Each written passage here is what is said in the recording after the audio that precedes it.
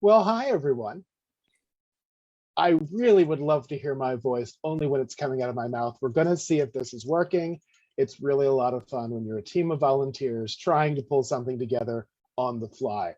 But we have an amazing program for you tonight here at Continuum, and I think we're going to be set. I think we're getting there. I'm not hearing anything. Is anyone hearing anything but me? My Facebook is closed, so I can't tell if we're live or who's watching us, but I know that there's a great audience out there ready to have this conversation tonight with all of us. So welcome everyone to Continuum. This is the September program for Continuum. This is a program we started back in the fall of 2018, and we came together. And I'm going to read you why we're here. Senior LGBTQ people, as pioneers of the movement that have brought greater freedom and acceptance to our entire community, deserve our utmost respect and attention. As they age, we, their concerned friends, associates, and colleagues, want to ensure that they will not be forgotten nor their welfare taken for granted. Using our combined resources, we aim to facilitate first awareness, then eradication of the isolation and desolation faced by so many of our seniors nationwide. To that end, we seek to enlist the help of local governments, health agencies, and community leaders to forge a healthy and viable future for all.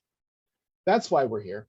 Programs of educational, entertainment, activism, and tonight I am delighted to be here with Professor James Polchin, who has taught at the Princeton Writing Program, the Parsons School of Design, the New School for Public Engagement, and the Creative Nonfiction Foundation.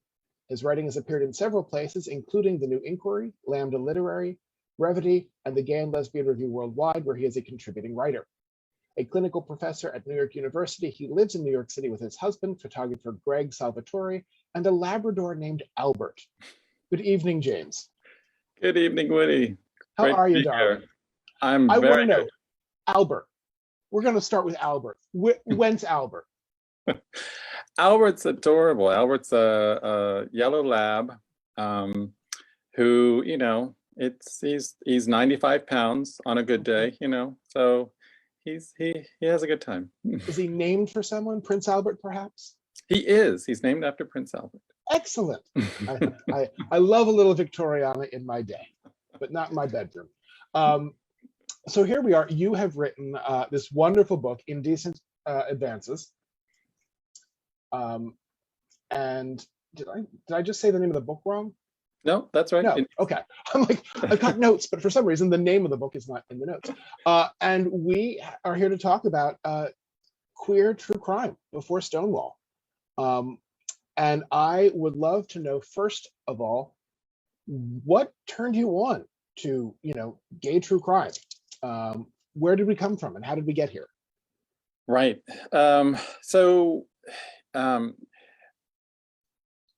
I was in the archives looking at these scrapbooks by Carl and Bechten. I think we have a slide. I think it's slide number 2.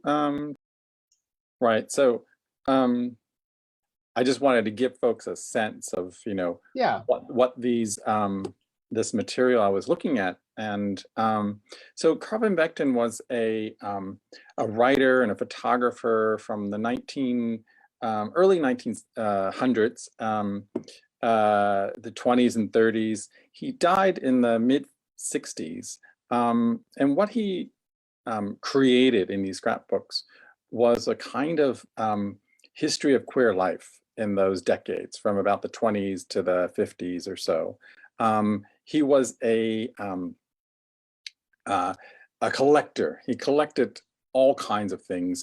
So in collecting all this material, he was collecting drag ball flyers. He was collecting newspaper ads for queer novels of the era. And in the later part of his life, he started to compile these scrapbooks. And so I was looking at these scrapbooks up at Yale Archive, and much of this material I was familiar with, but what he also collected were crime stories from the newspaper. And I had no idea that these stories existed. and it was clear that they were valuable for him in telling this story of queer life in those decades. And so it really piqued my interest. He had bequeathed these scrapbooks to Yale upon his death with the dictate that they not be open for 30 years. And so I looked at them. Why 30 years? I have no idea. I think he was very prescient in understanding that what he was producing in these scrapbooks, which included his own photographs of naked men and his own sort of collages that he created from materials from newspapers that were very homoerotic. I think he understood, or maybe he hoped, that 30 years down the line, viewers would have understood these scrapbooks in a more nuanced way than they would at the height of the Cold War in the early 60s. For those of you out there who don't follow true crime, this is the difference between Hello Dolly in 1964 and Passion in 1994. That's sort of that much difference in time. Sorry, just cultural references. Timelines are good. Okay, so we're trying to pull up a slide here to show people because these are really fascinating. One moment. There we go. There we go. Oh, one back to slide 2. Right. There. So this just gives you a sense of how he would really just randomly put material together, it seemed to me. And so these articles, again, I didn't know they existed. They sparked my interest. They were clearly vital for him in that history that he was preserving in these scrapbooks. And so that started me in the research. And so I started to take the articles he had and start to find them and start doing the research to see what is this history of crime? What is this history of newspaper accounts of murders and assaults of queer men in this period? Okay, so what were they? I mean, those of us, again, musical theater queen, you know, I know all the stories about Cole Porter and Monty Woolley out trolling the piers looking for trade. But what were these crimes? And you know, we're going back into the 1920s here, like right after World War I. Right. And so that's where I start. I start right after World War I, and go until about the early 60s or so. You know, the crimes are a variety of incidences. Often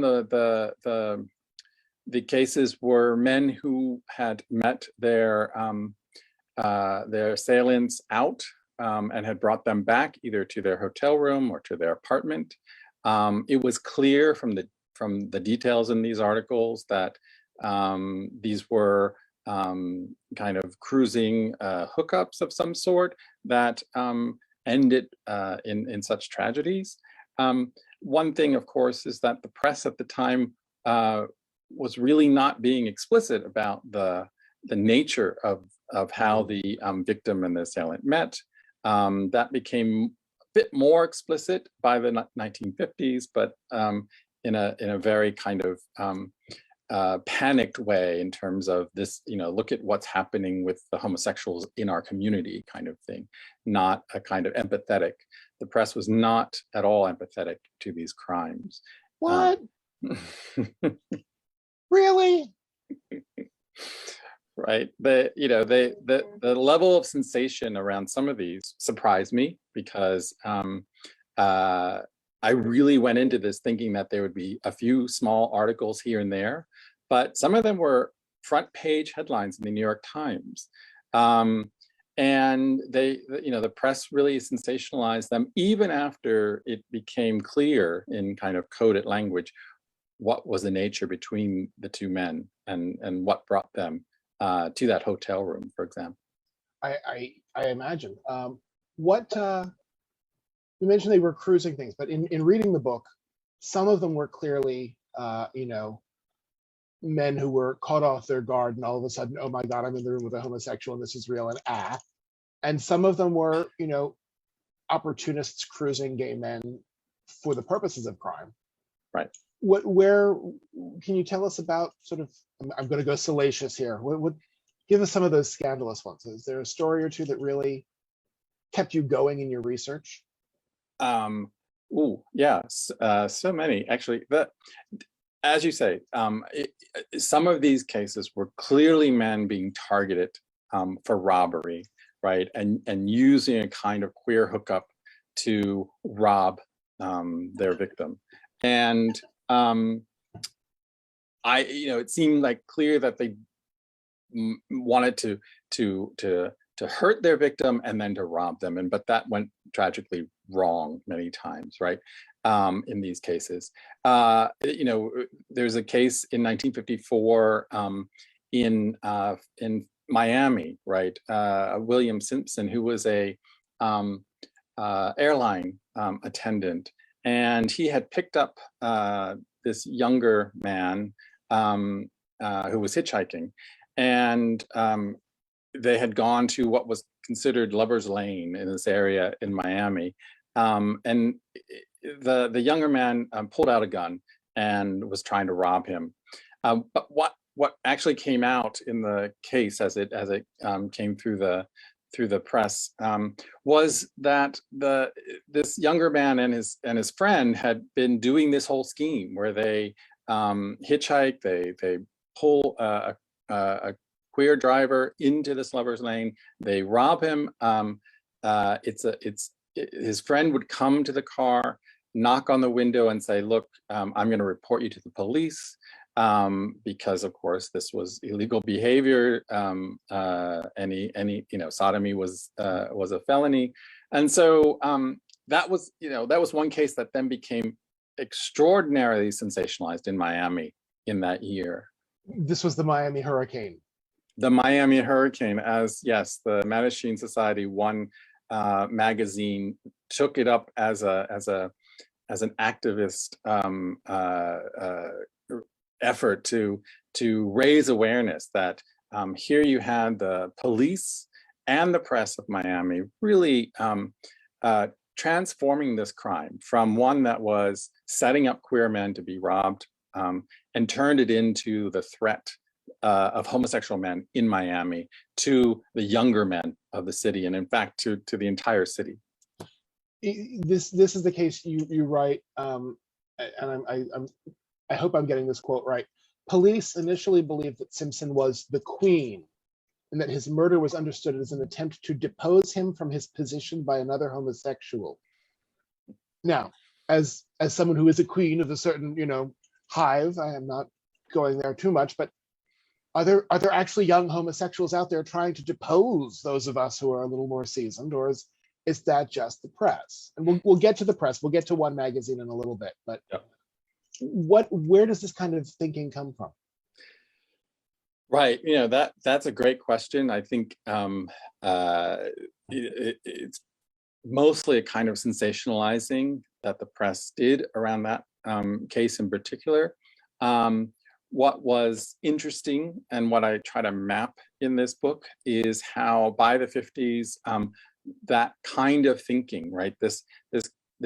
These crimes could provoke in a city or a community a kind of outrage about there are homosexuals among us kind of thinking, right? And so that particular incident had these very sensationalized accounts of the gay community in Miami, which apparently had never been known about before until the press wrote about it, right? And of course, it came with all of these. If we can imagine this period, these kind of communities would be seen as criminal communities, basically, and so this kind of language gets played out in how it gets described. I have no idea if Simpson was the head of a large gang of homosexuals, but they had a book club. They watched Betty Davis movies. This was the time. If they were calling out homosexuals in this way, we also need to reflect that politically and culturally, this was when McCarthy was screaming about 172 known communists in the State Department. It was a period where to be anything other than was a problem. Right. But let's go back and let's talk about the criminal justice system, because the way that the police dealt with these crimes, I mean, generally there was an older victim and a younger assailant. In most of the cases, Yep. it seems to be there was a power, age, wealth dynamic going on. So these younger, poorer men were committing crimes, and the police did what? How you track this through the 30 years as well. Right. Yeah. And again, I'm looking at it through the lens of the press and how the press is presenting it, right? And the police approach it in different ways. The criminal justice system, from the courts to the police, approach it in different ways. It seemed to me that when there was a question about how the victim met his fate, there was a concerted investigation to find out.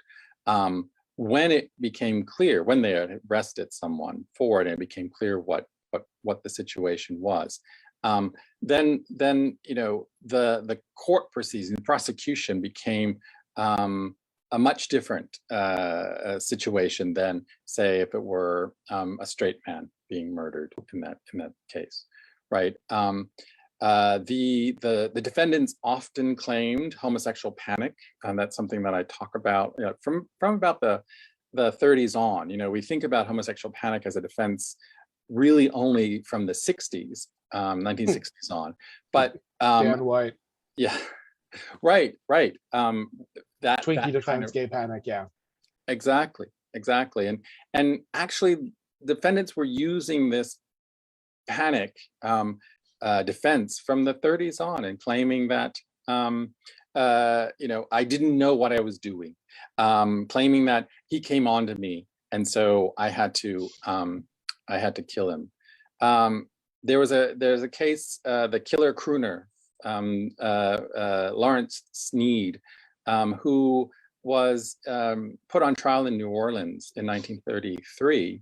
He had actually killed two men. One, a man he met in a hotel in New Orleans, but after that he killed a theater owner in New Jersey, and that's actually the crime that he was arrested for. But then they extradited him to New Orleans.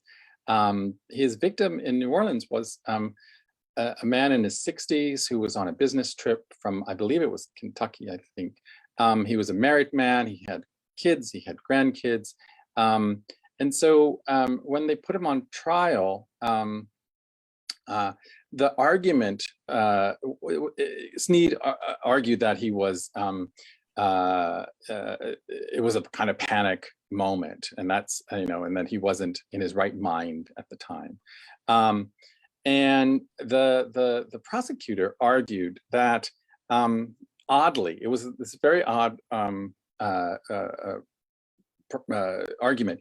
He said that if Sneed was attacking this man because this man had come on to him, then he was certainly in his right mind, because any normal man would have done that.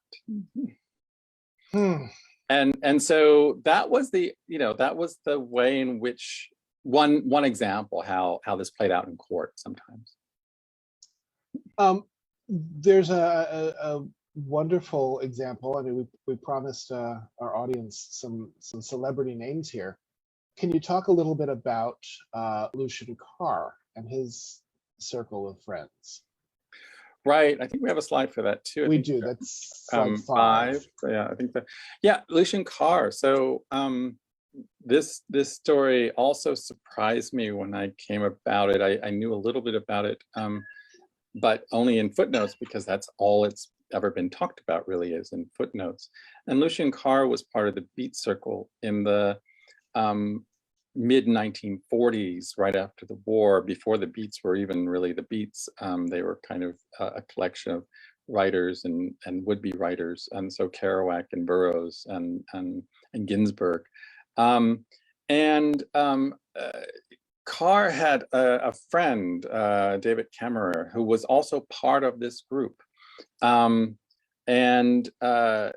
they had known each other in St. Louis, and they had the story is that as Carr, who was much younger than Kemmerer, was moved to different places for college, and Kemmerer kept following him and such. And so in 1944, the two of them were in Riverside Park, and something happened between the two of them, and Carr used his Boy Scout knife to protect himself, he said, from Kemmerer's advances, and ended up stabbing him fatally, and then filling his pockets with rocks, and then putting him in the Hudson River. He then went to Kerouac, not knowing what to do, and Kerouac helped him bury some glasses, I think, and they kind of spent the day together. They went to, I think they went to MoMA at one point, during, and then finally Carr went and confessed what he did to the police, even before Kemmerer's body had washed ashore. Wow, which just goes to prove that if you're an older man, don't try to pick up a Columbia student in Riverside Park. It was, as I talked about in the book, it was front page news in the New York Times. The only other stories were about the invasion, the Allied forces against the Nazis in France, which was a kind of turning point at that moment. And this one headline was the only local news on that day. If I remember, and this will sort of move into talking about the press a little bit, the story, I mean, here on the slide, we've got, admits to killing of alleged pervert, holds student for murder of teacher, Columbia student kills friend and sinks body. It started like that, but then moved into this demonification, that's the wrong word, demonization of Kemmerer as this older, gnarled predator, this almost Dorian Gray kind of. Right. Can you talk a little bit, we'll move into talking about how the press talked about these things, because through the 20s and 30s, I mean, first of all, kudos to you, James, for digging up all this stuff, and to Van Bechten for providing a roadmap, because most of these things, they didn't say gay, they didn't say homosexual, they were just random words that you found on microfiche. Right. So this case with Carr was not unlike a number of cases, right? I mean, it was highly sensationalized, and at the time, again, they weren't very well known, right? And so this case actually was the first time that Jack Kerouac's name was in a newspaper, when he was arrested as a material witness to the case. And he later writes about this in an autobiography, and he talks about how the police put him in a jail cell, and then would bring in these sort of muscled mafia guys to try to get out of Kerouac that he was really queer, and that this whole crime was about a fight among queer men, right? Because this was the key question for the prosecution. If this was a case of queer men who murdering queer men, then that would have been prosecuted differently.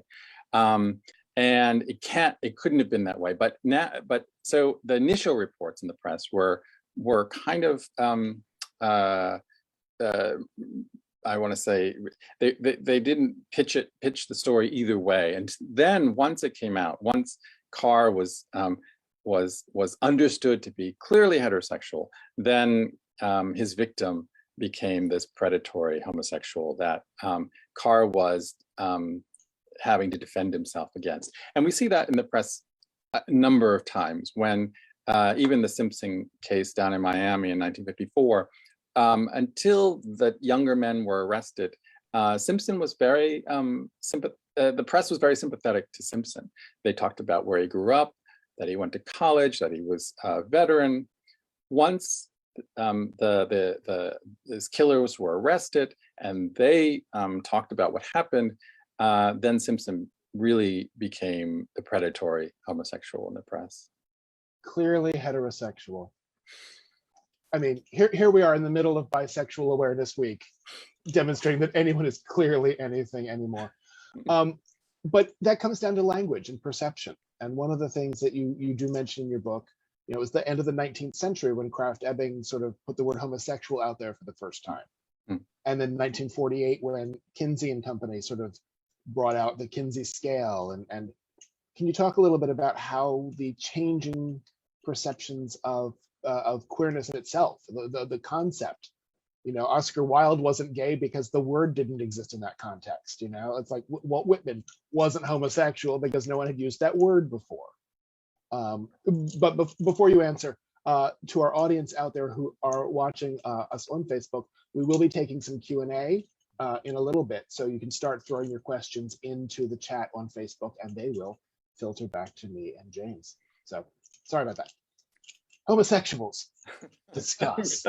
Discuss. So yeah, no, that's one of the threads of the book. I wanted not only to recover these stories, right? And it's a tricky, writing about these cases, I didn't want to sensationalize them the way the press had been, right? I wanted to recover them with a sense of empathy, but I also wanted to recover them with an understanding that these stories are part of the changing ideas about sexuality in this period, right?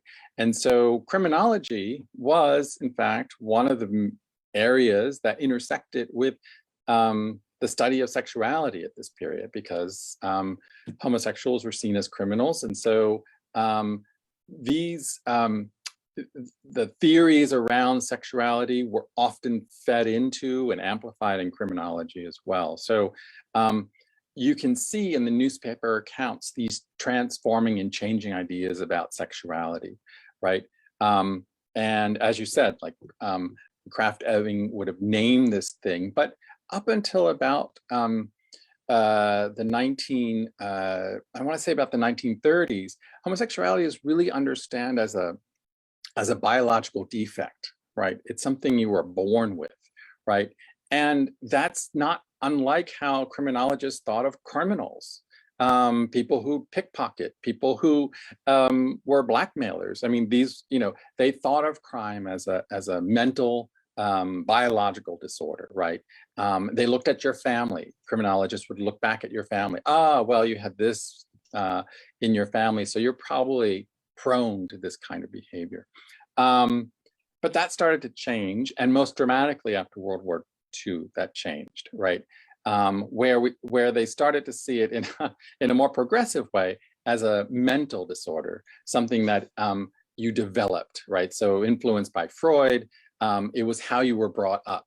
And connected to that was, well, if you were brought up in this way to be homosexual, you can be changed. And we certainly live with that idea today, this notion that people can be changed from this developmental.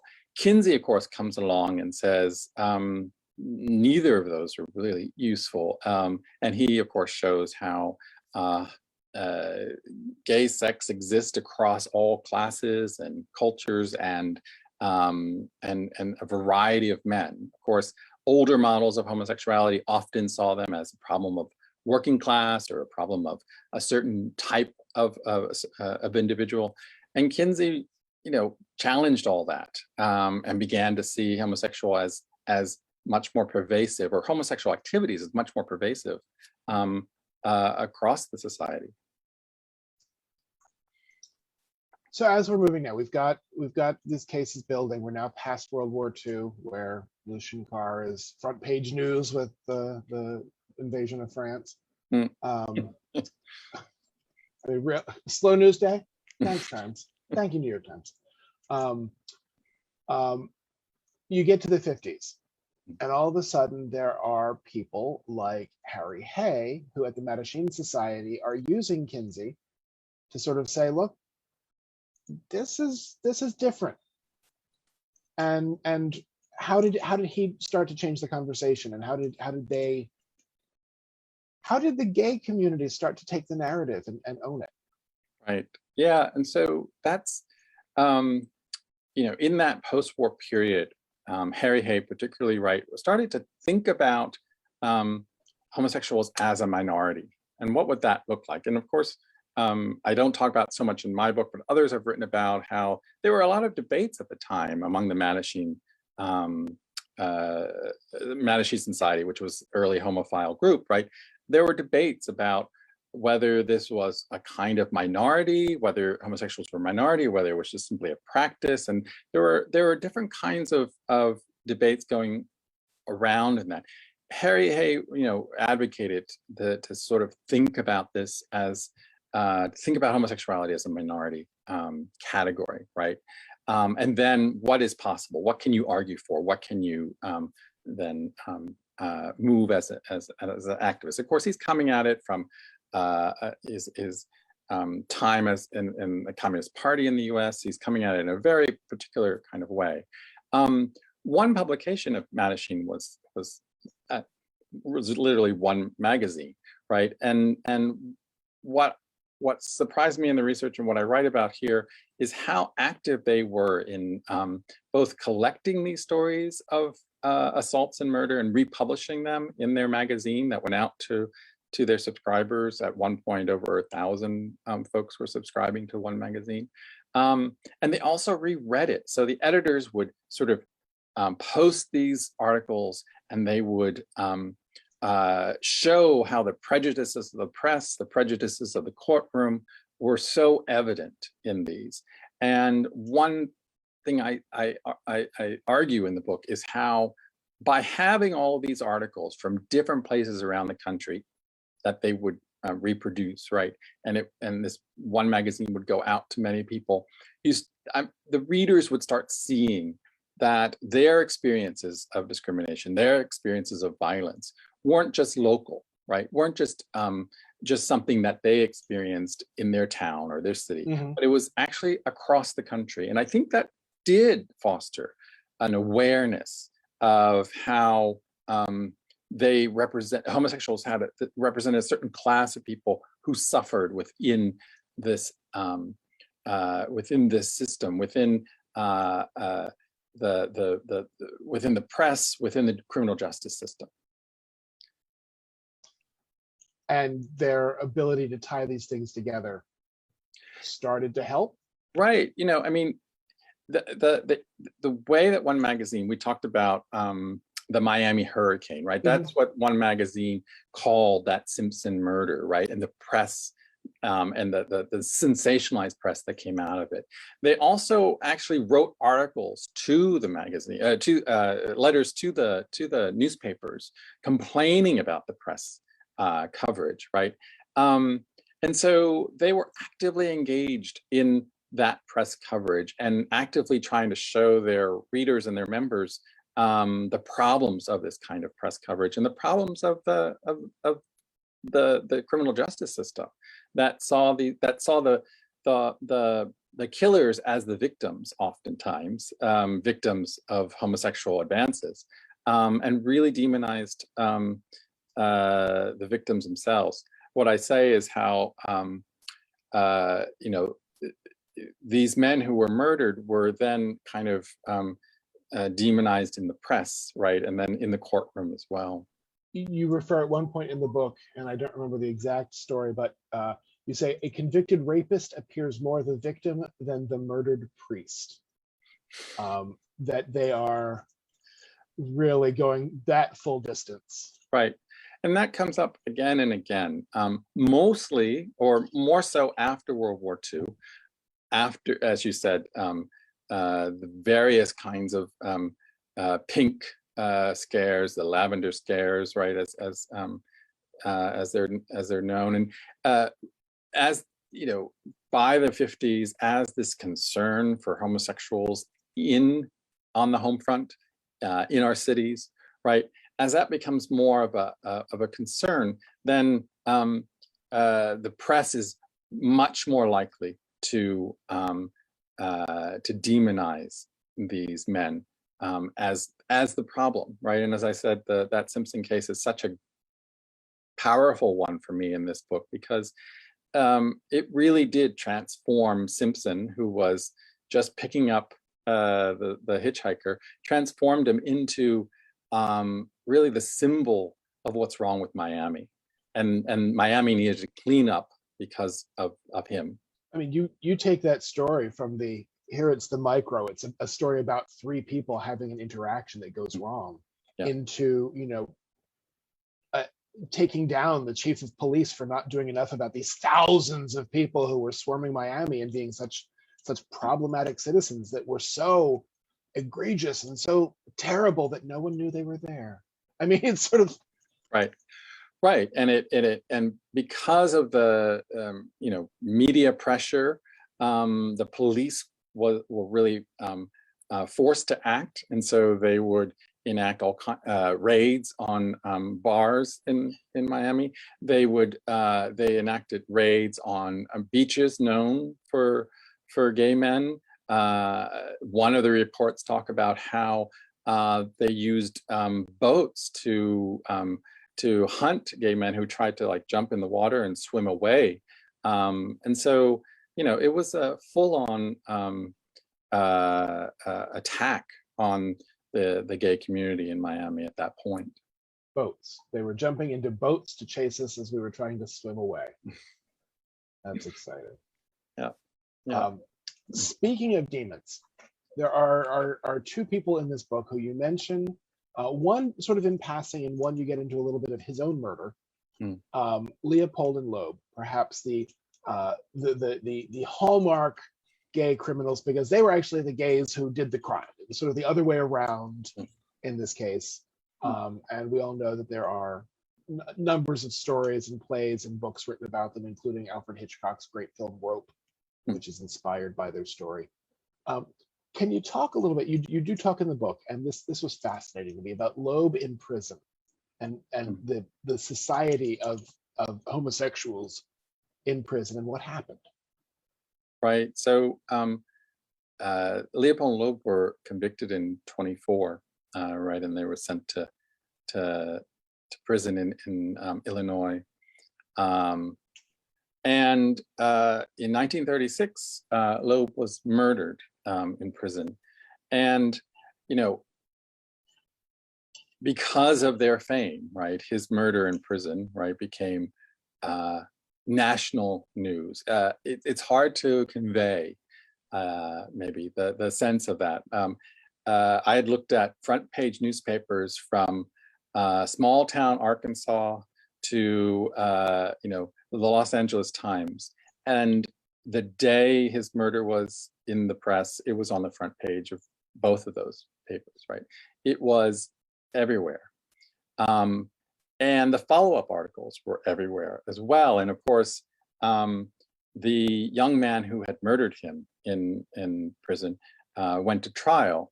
And of course, in that process, in those reports, came all of the details, salacious, one might say, of prison life, right? And how Loeb was called a wolf, which was defined as a man who preyed on the younger inmates, right?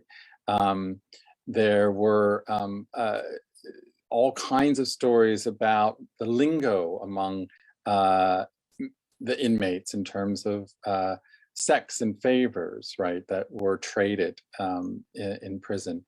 And so, again, it was hard to muster sympathy for Loeb, given the crime that he and Leopold had committed. But it was a particular moment right there in 1936 where an image of homosexuality was made clear to everyone reading the paper, right? And it fed into an image of homosexuality that would continue for decades, this kind of predatory, violent, privileged individual. It's fascinating, the story. Him getting his, without saying his just desserts, but being murdered for being that which he murdered. Right. I mean, Loeb was, he's often a footnote to the Leopold Loeb crime, right? It's what they did in 1924 that gets all the press coverage, that gets the rewriting, that gets, as you said, the Hitchcock movie and many movies since, and stories and true crime books and that. But I do think Loeb's murder in 36 was equally fascinating in terms of how it fed into an idea about gay men. You stop the book pretty much in the early 60s. You sort of bring us up to Stonewall in the true crime era, but then you sort of coda and footnote it, and you take some of those threads and you come closer in time to where we are today. While I put out another call for questions from anybody watching, can you talk about any of those threads and how the things that we learned or didn't learn and society didn't change may have impacted today? Where are we? Do we still see this kind of discrimination? Well, right. So, I kind of end this book right in the early 60s and in the years leading up to Stonewall, just as a framing for these cases. Certainly, in the decades after the periods of this book, crimes involving gay men were more explicit, so they weren't as coded. Journalistic practices changed by the late 60s and early 70s. They certainly weren't any more sympathetic to the victims here. They certainly did sensationalize these crimes as they had been before. There was still, in the criminal justice system, there's still that homosexual panic. I think right now I did some research, there's 16 states that have outlawed homosexual panic as a defense.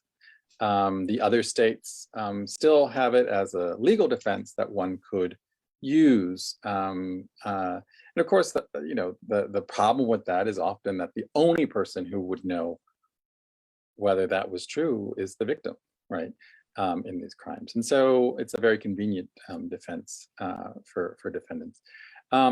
So I did want to sort of hint at those threads that came about. Of course, I also talk a bit about how by the late 70s and early 80s, anti-violence projects started to be founded in cities in San Francisco and New York. And they started to really think about this violence and to raise awareness both within the community as well as among the police and among elected leaders. Like, this is a particular kind of violence that needs to be addressed, right? And so there are threads that you can see from these earlier decades. There are still there are political movements that sort of made violence very central to what happened to the activism.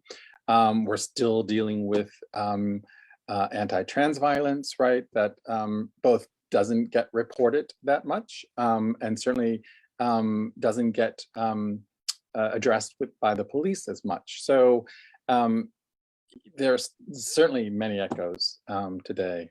That is certainly the anti-trans violence and the murders of trans women, particularly trans women of color, is a great parallel, because those stories are sensationalized. The murdered victim is often, several years ago I was working for an agency and one of our clients was murdered, and the way the press spun the story, it is totally victim blaming. Part of me wonders, and as we were talking the other day before we came to tonight, and even here tonight, I wonder, many of these crimes are gay panic or are motivated by greed or desperation. Let's not even say greed. Some of these assailants were desperately poor men who were acting in the midst of the Depression out of a sense of need. Let's not take the cultural context of the time out either. There was greater poverty than we'd ever known in a public way. But I wonder it was motivated by gay panic or need or robbery.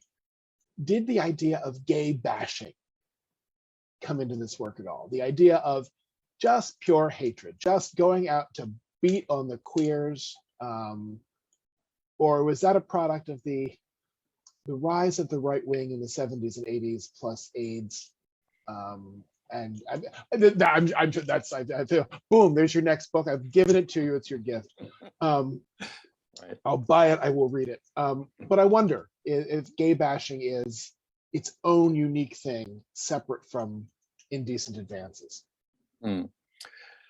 That's a really good question. I think that again, I was trying to navigate through the press accounts, right? And of course, I make note that this is in no way accounting for all the crimes that might be happening in that period. It's only what gets filtered through the press and then published, right? And so it's a small part of it. I do talk about in the 30s, and it's drawing on a contemporary oral history where the man who's reflecting back on his younger days in the 30s remembers this, what was called fag hunting, right? And it was younger men, often in groups of 3 and 4, who would go out and try to rob and beat up gay men, right? In the 30s and the 40s, and there's some evidence of that from some of the articles that I found, that it was a kind of collective effort of a small group of men to do this. The idea that it would have been just to beat them up I didn't see a lot of that in these articles, right? It was usually motivated, let's rob them and beat them up, right? In that respect. But that's a good question in terms of the kind of thinking and logic. Is that the kind of gay bashing, is that something that is very culturally, historically specific to, say, the 70s on? We also know that any time that a group sort of, I don't want to say rises in society's estimation, but it becomes less marginalized, right, there are people who feel threatened by that. And as long as homosexuals were, married men from Scarsdale who came down to Times Square and were discreet about it, it wasn't such a threat. But the moment we started marching in the streets and saying, no, we deserve to be treated like human beings, because human beings, that there were going to be people who wanted to push back against that. Right. It's a different world 100 years later. There's a lot the same, but there's also a lot that's different. Right. And I think too, again, the way the press filtered and decided which stories to publish, a lot of these men who were murdered were also married and had kids, and so that was another part of this. Like, I wonder about the cases where the victims were clearly homosexuals and how maybe their stories didn't get in the press, right? And what stories, because that's one of the questions I have. At what point do these stories become stories that are made public and that we start sharing and we start telling those stories, right? At what's the historical moment where stories of anti-gay violence become a story to tell? The moment they happen, so that people realize how terrible they are. Right. We have a question that's coming in. How often were the killers when they were found and arrested? How were they prosecuted, and how often were they convicted for something?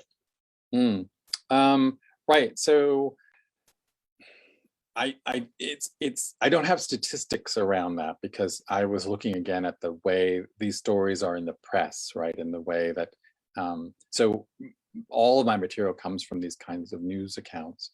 But in those stories, it depends. I mean, I'm trying to think. So the killer crooner, he was actually convicted, and he was, it was in New Orleans, and he was given the death sentence, and he was executed for that crime. But that was rare. How about this? The questioner just clarified here. Loeb's murderer in particular, whoever killed Loeb in prison. Was there any? Right. He was not convicted, even though you know,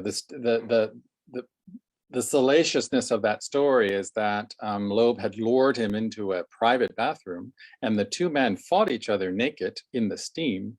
And the sorry, right, and salacious. And so yeah, right. So I mean, again, here it is. This story on the front page of the small papers across the South and the Midwest, and this was, you know, the front page article. Many of them actually included photos of the bath, of the shower where it happened, right? And his killer actually stabbed him. It's unclear how he had a knife, but he had stabbed him about 70 times. But you know, once he was arrested or charged with this crime, he had a lot of support from elected leaders that this was that he was purely a victim of a very predatory Loeb, and that clearly swayed the jury, and he was found innocent. 70 stab wounds as defense. Perfect. Absolutely perfect. We have a question from one of our viewers. Thank you, viewers. I know this is beyond the scope of the book, but do you have any sense of how things may have been different in Europe, particularly the UK, during this period? You know, I know the Queer London, which is a great history of London in the same period. It's a broader history looking at the cultural life. He does talk about some murders and assaults in that period that seem remarkably similar in terms of how assailants met their victims. Of course, they have a different judicial system, and so I'm not sure actually how they might have played out in the courts as such. I don't have many cases outside the U.S. context, again, because I was looking at U.S. newspapers mostly and trying to recover some sense of this at a particularly rich moment in U.S. history, from post-World War I up until the Cold War. So, you know, although I don't emphasize this, there is something about the U.S. becoming a global power at the same point that it starts demonizing its queer citizens. I think there's also stuff out there, as you just said, Queer London. There's a lot written about the trial of Oscar Wilde, if you know, queer perspectives, judicial perspectives on queer men in the late 19th century. Right. And certainly there is a wealth of information about what was going on in Germany in the 20s and 30s, right, as progressive queers were persecuted and burned, and all sorts of things were going on, despite the fact that, you know, leading Nazis were often gay, including one you talk about in your book. I was just going to say, there is the German diplomat who was murdered in his home in Brooklyn, and became a sensation for a few weeks because the press was convinced that this was a spy ring operating out of Brooklyn. The local kids referred to the house as Hitler's house, and when it came out that there was some homosexual undertones to this whole case between the diplomat and the younger boxer that he had been entertaining many nights at his house, well, that also fueled some editorials about homosexuals and Nazis. So you have those across the press in the late, that's 1939, just before. we got in the war. We have a question in light of Black Lives Matter protests, focusing on the police. Were there any similar moments where the police departments came under pressure to enforce criminal charges? Stonewall, of course, or is that kind of stuff still swept under the rug?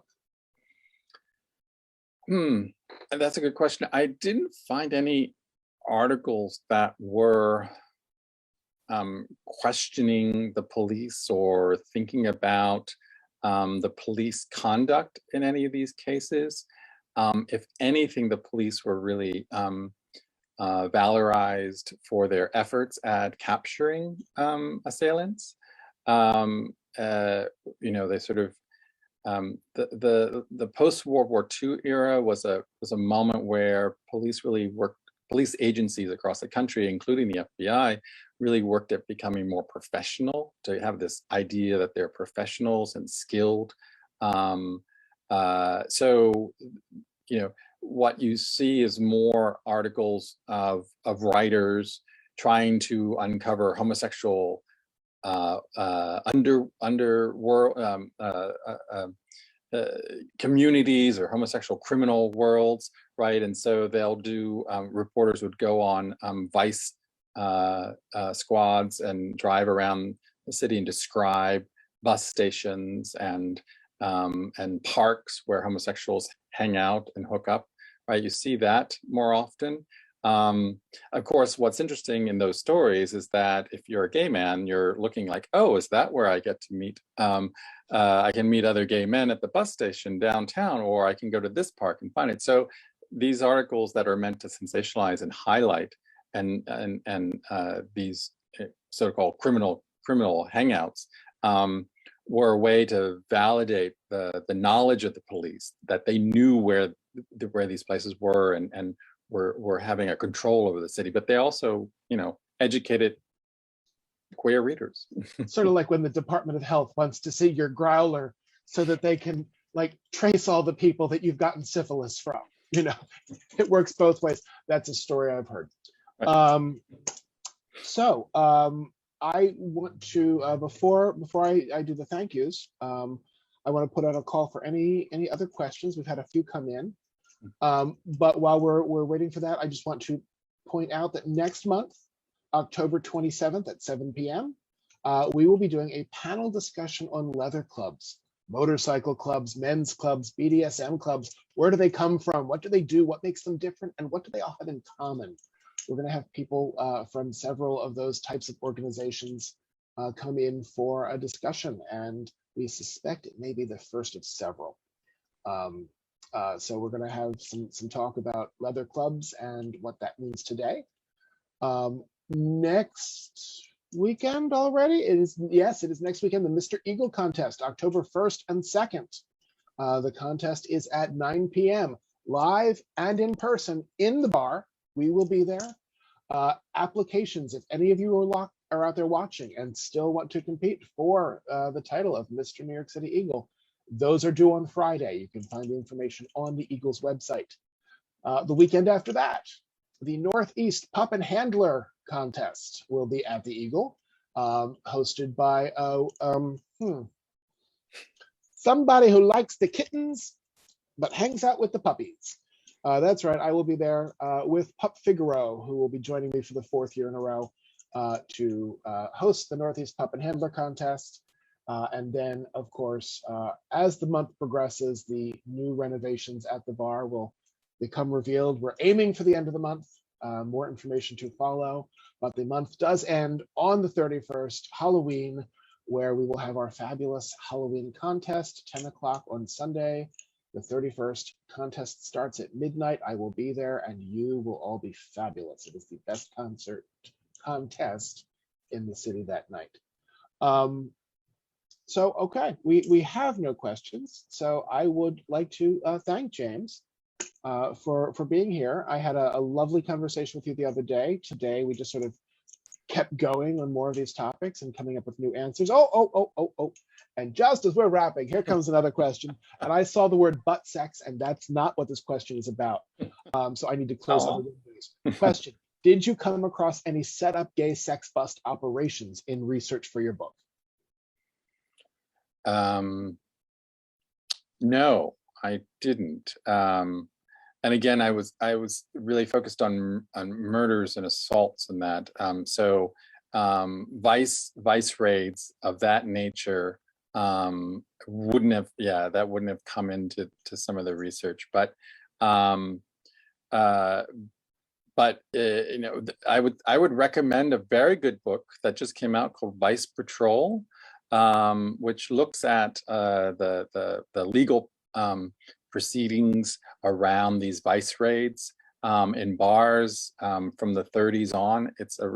She's done amazing work to recover these court cases and how these were adjudicated through up until the 60s. It's great. Vice Patrol.